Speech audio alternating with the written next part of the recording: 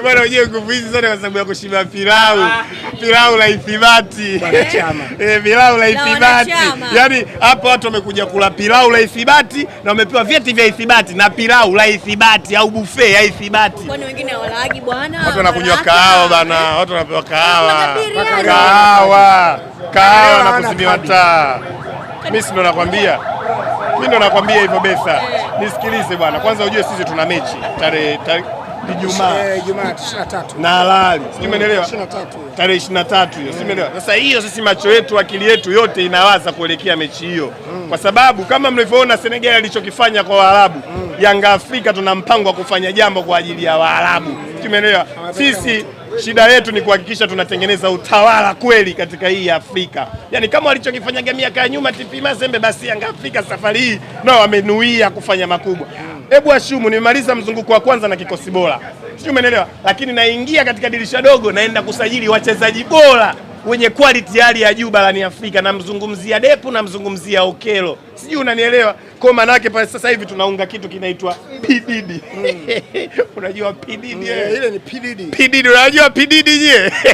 Sasa Yanga wana safu ya washambuliaji inaitwa PDD. Sema sisi hatutumii mafuta. Sisi tunatumia ball. Ball ndo tunatumia sisi. Bwana leo nimemsikia ndugu yangu mmoja, kaka yangu mtu wa mpira yule Tundaman. Anakuambia bwana sisi hatuna viongozi wa bolu.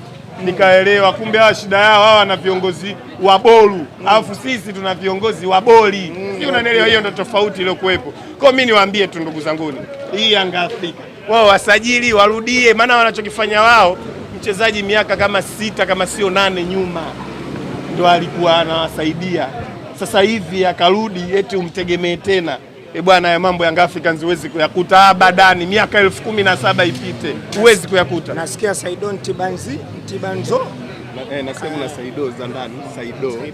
Nasikia Boko, Elastonyoni, Onyango, wale wote wanarudishwa kwa sababu ile timu sasa hivi mama maji yamekuwa ya shingo. Wanataka waandamizi. Kwa wanahitaji waandamizi. Kwa hapa nahisi waandamizi wote wa mpira hapa Tanzania wakae wawashe simu wakae mkawakula. Wote mnawajua nyinyi kina Mkenge kina nani za wakatafutwa wale mdao wote. Mleo kina Mlishongasa wawashe simu. Sasa sisi tushatoka huko. Miaka mingi sana tumetoka. Sisi sasa hivi tuko tuna focus na kuhakikisha kwamba hivi bwana yule Okelo, lakini umemwona hatari.